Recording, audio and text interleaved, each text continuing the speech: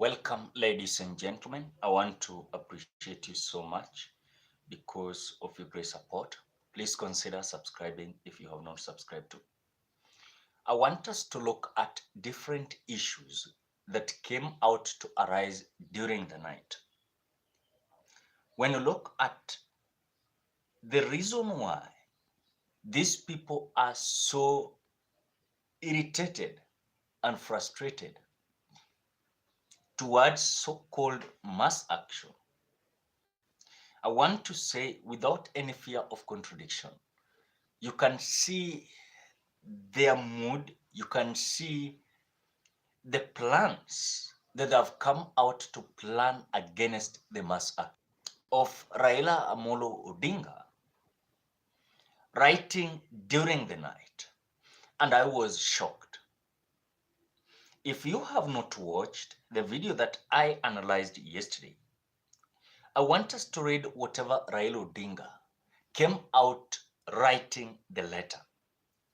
And was the letter having a clear identification and clarification on what these people are planning to do today? When I talk and say these people, it is actually the government. This government is so irritated with the so-called demonstration.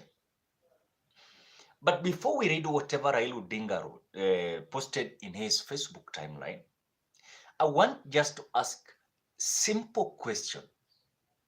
When Nyamakima, Gikomba people, business people came out demonstrating, they succeeded and proceeded to Rigathi Gachagwa's office, Arambe House Annex.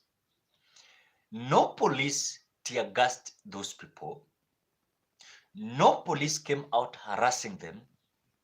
No police came out declaring that their mass action or demonstration was illegal.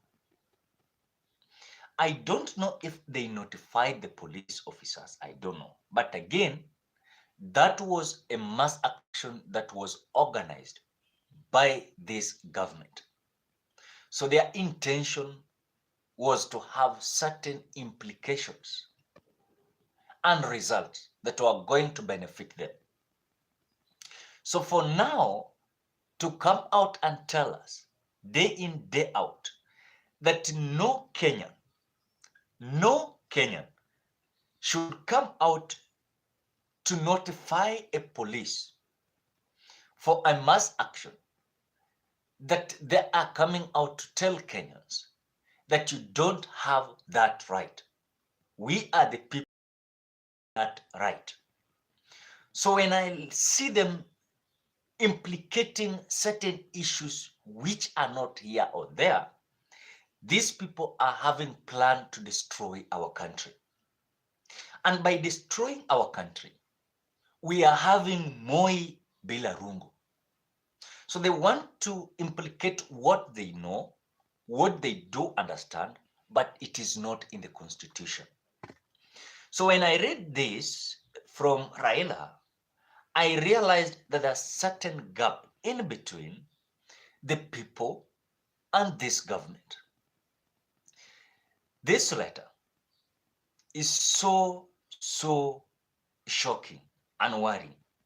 I'm trying to get it because it cannot be that we are having a government that just to listen or just give an avoidance of doubt to Raila Amolo Odinga's mass action.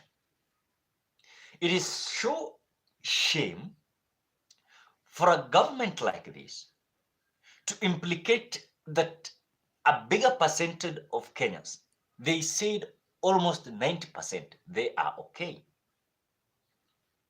This is the letter that Raila Odinga wrote. This was yesterday's letter, March 26, 2023. The letter says, it has come to our attention that Mr. Rigathi Gachagua is currently coordinating a major operations of mayhem against planned Azimio la Umoja rallies scheduled to take place in Nairobi tomorrow. And that is today. It was written yesterday. To realize his evil and bloody plans against otherwise peaceful protesters, Mr. Gachagua has set up an armory and command center in 2 different locations at house next to Bomas of Kenya that belongs to former cabinet secretary and another or Hillcrest Drive. Nairobi belonging to a serving cabinet secretary. These 2 homes are currently being stocked with all sorts of modern and crude weapons, including guns, pangas, and machetes for the said operation. These weapons are being ferried to venue in a vehicle converge as St. Mary's ambulance. Some of the vehicles deployed for this operation are KBQ 721J, KAZ 432F, and KBM 771Z, among others. The same crude weapons, our forces, uniforms are being dispatched to up-country locations in Western and Nyanza, where youths have been booked in hotels with instruction to target specific Azimio leaders. A number of rebel Azimio MPs from these regions have been deployed in support of this dirty mission, especially in Western and Nyanza. In Nairobi, public service vehicles belonging to Embasaba, Zuri, forward circles have been deployed to ferry youths to places like Jogo Road, Kibra, Pandora, Hiram, Mudhurwa, Kayole, Kariobangi, Gorogosho, Mlango Kubwa, Githurai 44, and Githurai 45. Their mission is to target Azimio leaders in Nairobi, including Honorable Babu Owino, Honorable Pio Wandai, and Honorable Edwin Sifuna, and Honorable Jeremiah Kioni, and among others. When this planned mayhem comes to pass, Mr. Gachagua must be prepared to take full responsibility for it. That is the letter that Raila Odinga posted yesterday. But I want to ask a simple question.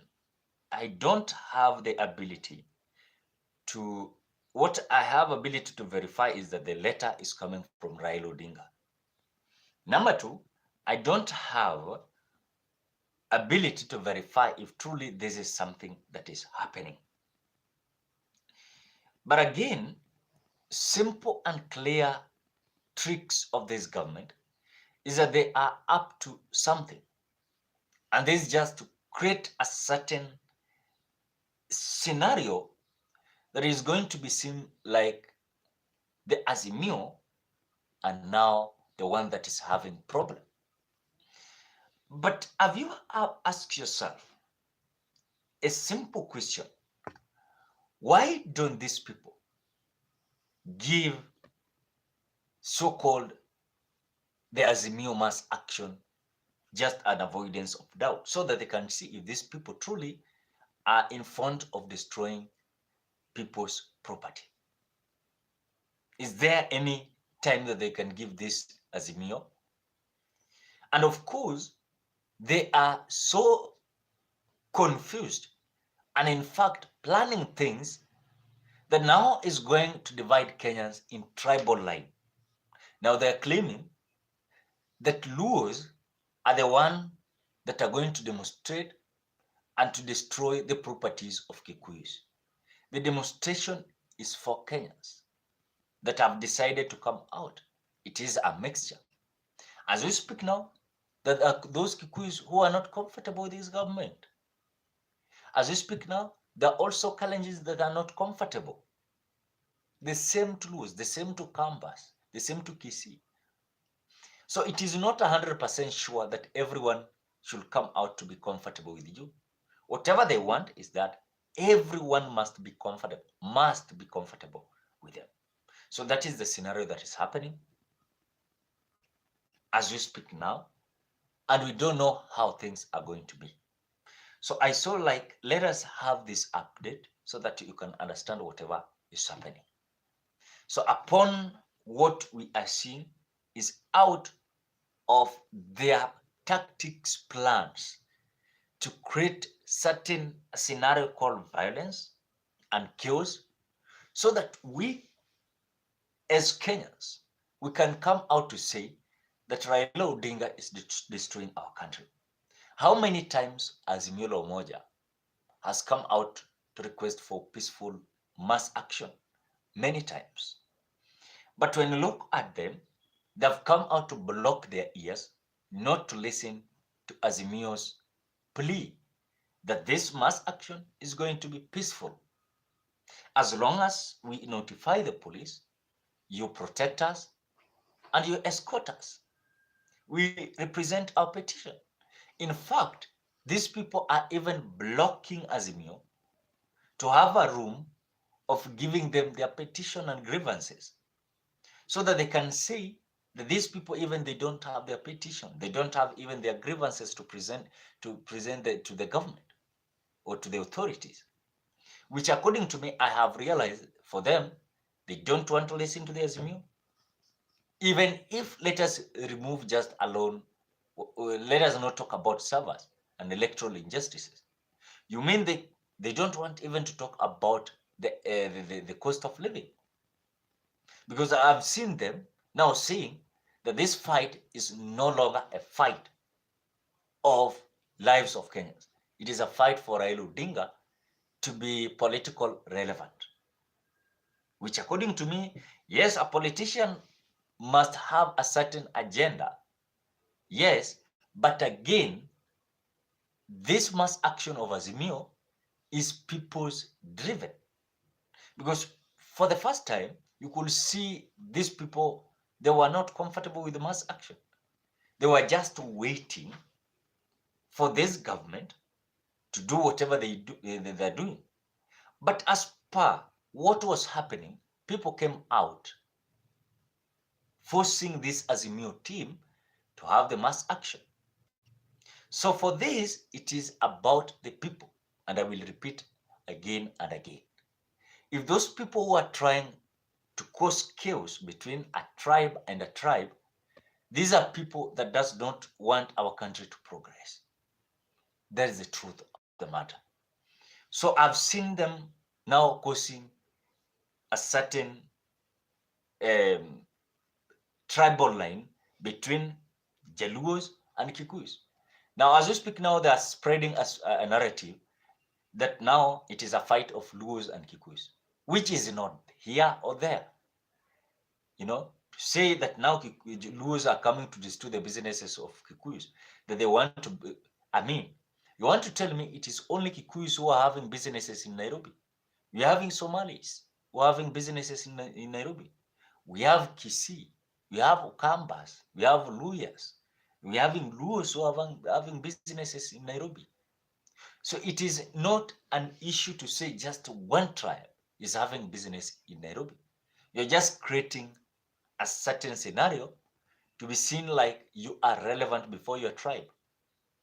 But this issue of saying that Luos are destroying the business of Kikuyus, I think this must come to an end once and for all. Let a fight of cost of living be a Kenyan thing, not something that some people are creating a narrative against a certain tribe. Because this will cause chaos. This will make our country to be destroyed as we watch. And again, as we have these shameful leaders that we are having, thinking like they're going to rule our country forever and ever. But their intention is they don't have Kenya in their hearts. They don't have any idea that is going to unite our country. Whatever they're lying to us day in, day out, that they have a heart of uniting our country, is that they're having an agenda of election of 2027. So when you see them coming out to say that we are busy uniting Kenyans, it is not so. Have you asked yourself, if it is about uniting Kenyans, You just come out and unite ODM to the government, but not ODM to join your coalition. That is a mistake that they're doing. Because I told you, when you saw certain ODM rebels from Nyanza region coming out to say no to Raila Odinga, this was something that was discussed, planned, so that they can sabotage Raila Odinga. And as we speak now, those ODM rebels are among those people who are planning against Azimio mass action. And this is a very clear indication that they are out there to sabotage the so-called mass action of the people of the Republic of Kenya. So for them to come out to tell us that they're uniting people, rather on the other side, they are busy uniting people so that in 2027 they're going to become winners. Because William Ruto came out clarifying for us very clear that he is ready, and he is ready to show Raila Odinga how election is going to be conducted in 2027. I mean, it has come to a point that, ladies and gentlemen, this issue of mass action, it is not going to be, it is no longer going to be the issue of William Ruto, is not going to be the issue of Raila Odinga, but is going to be the issue of the people. Because we have a government that to listen to the people, it is difficult. They are believing as we speak now that they're having the people. They are having the people. That is whatever they believe, that they are having the people. And these people that they are having are so frustrated. So for me, for them now using excessive police force. Yesterday, I watched the Inspector General of the police coming out now to say that we are arresting people. You are arresting people for what purpose? You are arresting people for what purpose? That is the question that I'm asking. You mean you police officers, you're just waking up in the morning, arresting people for what reason? For no reason? And especially someone that has come out to demand his right. You're telling him that you don't have your right. I'm the one to limit your right. I mean, which kind of a country we are living? It is so baseless, as we are living in a country that some people have come out to show themselves that they are the law, they are the constitution, they are everything. Yesterday, I watched a photo of Rigathi Gachagua meeting police commanders, including inspectors. This was not a shock, but it was something that you know they were going to plan. I don't want to accuse anyone, but I want to say we do understand who is Rigathi Gachagua. And if you don't understand who is Rigathi Gachagua, then I want to tell you, remember the regime of Moi. These are the kind of people that were there when you see you could not even come out, even to raise your voice. These are the people that were in control of those kind of rules. Well, he was the DO. So he is in the line and understanding of having tricks and strategies on how he's going to sabotage. He's going to sabotage the law and the constitution of the Republic of Kenya. I want to ask you a simple question. When this constitution was being made, now this government, a bigger percentage of them who are leaders there and senior leaders, they never came out supporting the constitution of 2010, including the president, William Ruto, never came out supporting the constitution of 2010. He rejected and he joined the side of no. So how do you expect someone who said no to the Constitution of 2010, now to come out to respect it.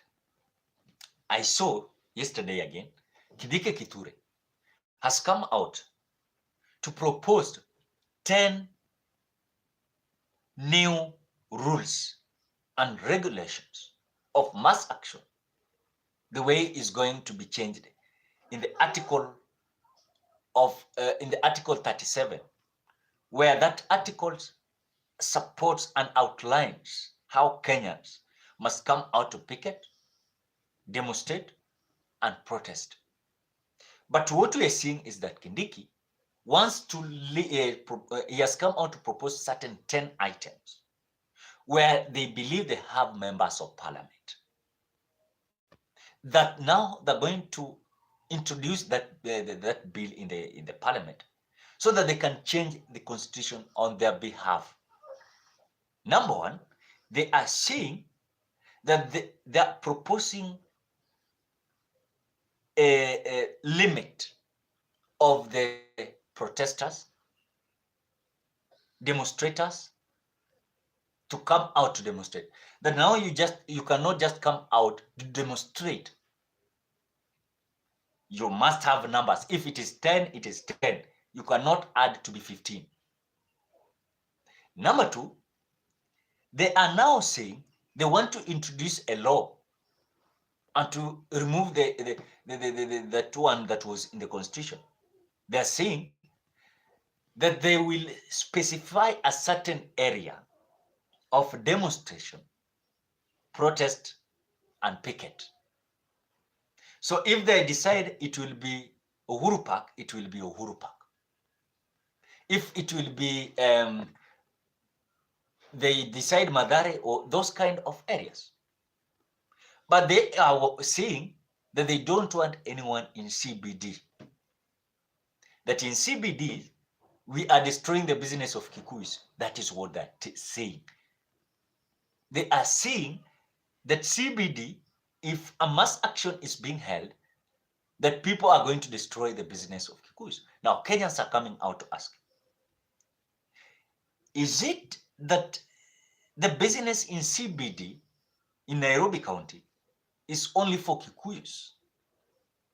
I don't have something against Kikuyus, but there are certain individuals that are coming as if there are certain problems or issues that now they're trying to look like this mass action is going to affect or benefit only certain tribe, or is not going to benefit certain tribe.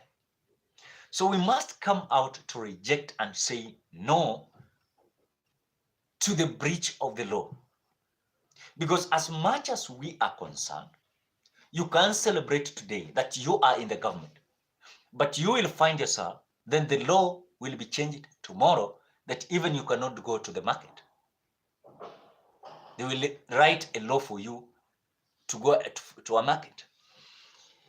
I've seen a threat several days after Raila Odinga declared mass action is going to be on Monday and Thursdays, which according to me, I want to say that after realizing that these people were not comfortable with this so-called mass action, they are now breaching the law.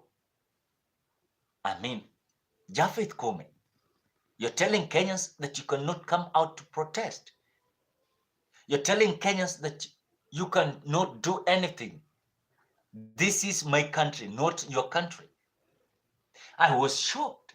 If these people, now they are looking like this country is a country of dictatorship. I mean, this is Kenya. This is not Uganda. This is not Rwanda. We must come out to say no for the breach of the law. Because I will accept, for example, myself, if I will come out to protest and demonstrate, then I go destroy someone's property in CBD, I think the law must come out to shape me to the line that, look, you came out protesting, but you destroyed the property of someone. But you mean you don't want to give me a chance and a time to come out to have my peaceful demonstration, then already you've come out to predict that I'm going to create chaos. Can you give Azimio avoidance of doubt? Just you at times, Japhet Kome should just come out and relax and see whatever is going to happen. Let them just relax and see. Are these people going to destroy the property? And if this is going to be true, then they should not be given a chance. But you people, you have not given them a chance. What you're saying, their notice does not meet the threshold. Which kind of threshold? Which kind of threshold these people want? Now, furthermore, they have come out to say that the Azimio'S mass action is illegal again. After Azimio has come out to correct the mistakes that they made the other time while notifying the police, they notified earlier, they gave their issues. You people are saying that it is illegal. We know that Japhet Kome is operating under the law that has been created by Rigathi Gachagua. But we are there to say that as long as they don't want to listen to the people, but they must be forced to listen to the people. They like it or they don't like it. It must be their prize for us to ensure that tomorrow must be better. But it will be better if these people will listen to the voice of the people. But they don't want to listen to the people. Now, I've heard some people, 3 people, branding themselves that they are Mau Mau, Rigathi Gachagua, Ndini Nyoro, and Ishungu. I want to tell you, William Ruto is putting just like a trap for you. So that if anything is going to happen, you're going to be accountable. If people are going to die, you've seen William Ruto is in Germany and is going to Belgium. Then you people, you're being staged to create chaos, violence, kugonganisha my youths, wapigane town. You people, you will be called to account on what you did. So if you want a peaceful country, don't waste your time, a lot of time, having night meetings. Tunaambiwa wamekuwa na mkutano usiku mzima. For what purpose? These people are not terrorists. Azimio team are not terrorists.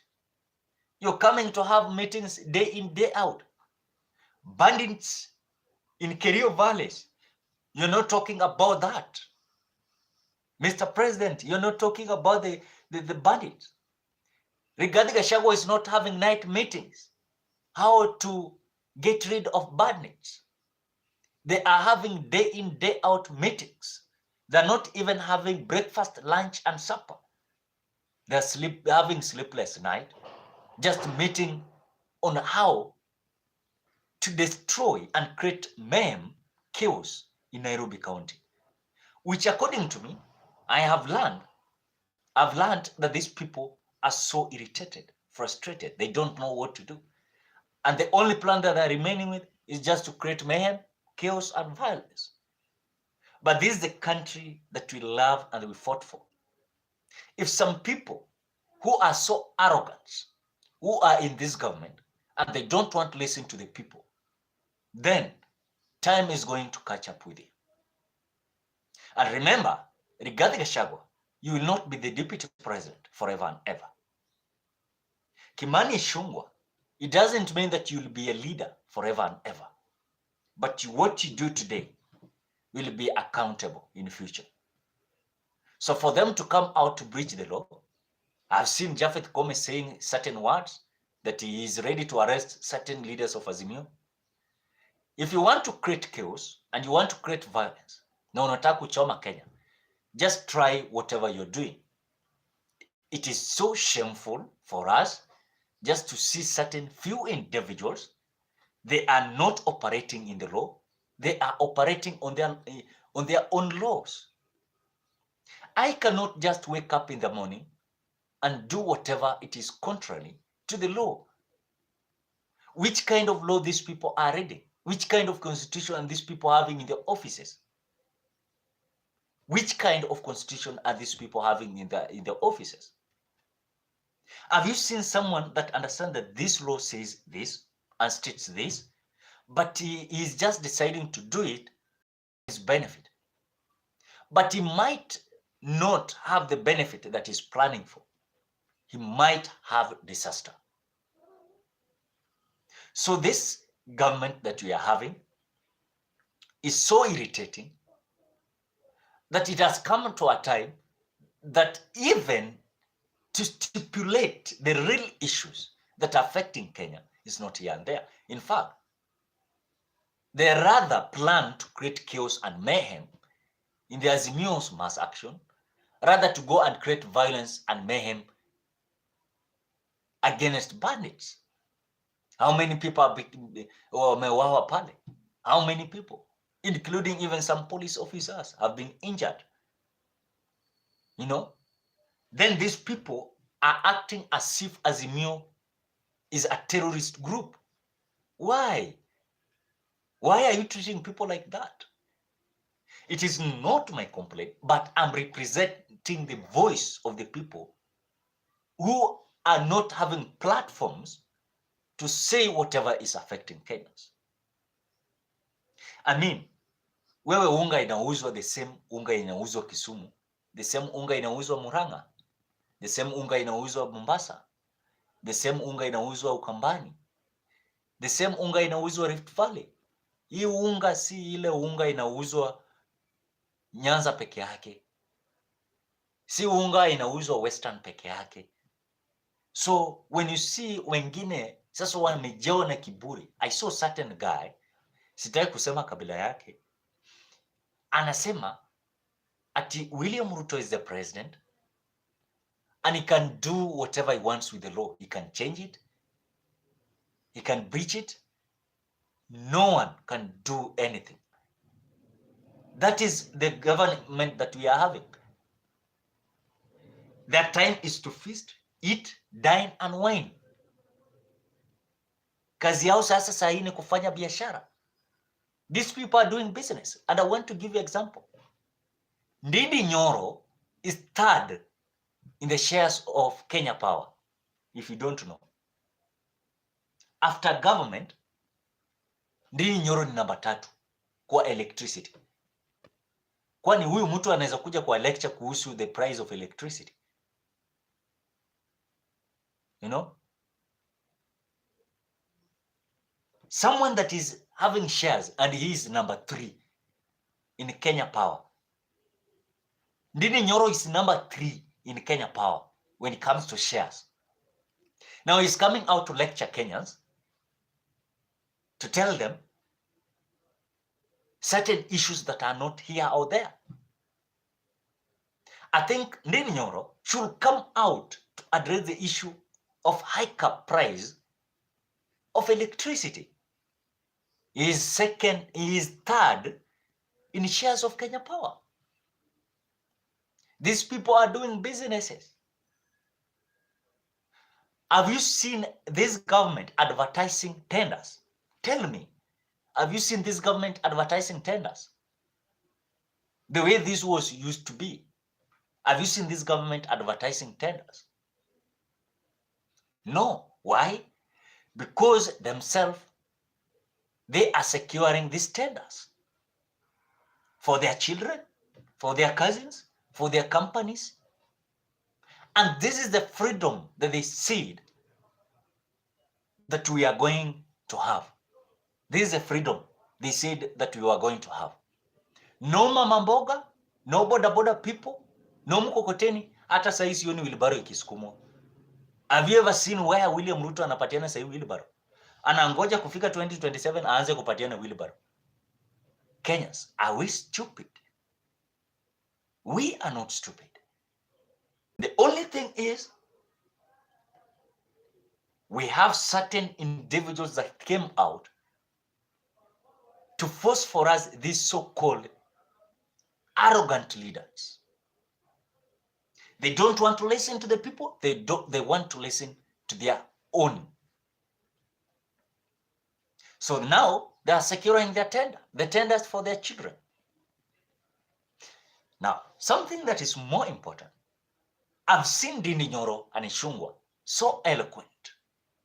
I've seen Oscar Sudi so eloquent, saying that if people are going to maandamano and mass action, wacha Raila Odinga na mtoto yake ule member of parliament of Yala wakuje mbele waongoze maandamano.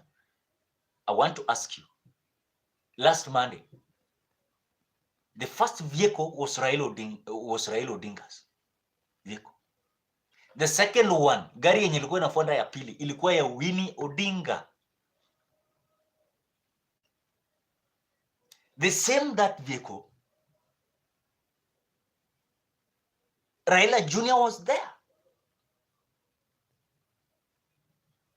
I saw it with my 2 eyes, and someone should not come out to tell me that that is propaganda. When they were coming the areas of Air Force, Ruaraka, the vehicle of Raila was number 1, the vehicle of Raila Odinga was the vehicle of Winnie Odinga was number 2.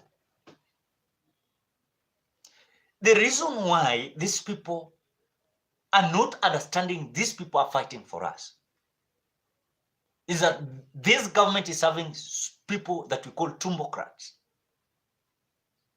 And today I want to confirm to you,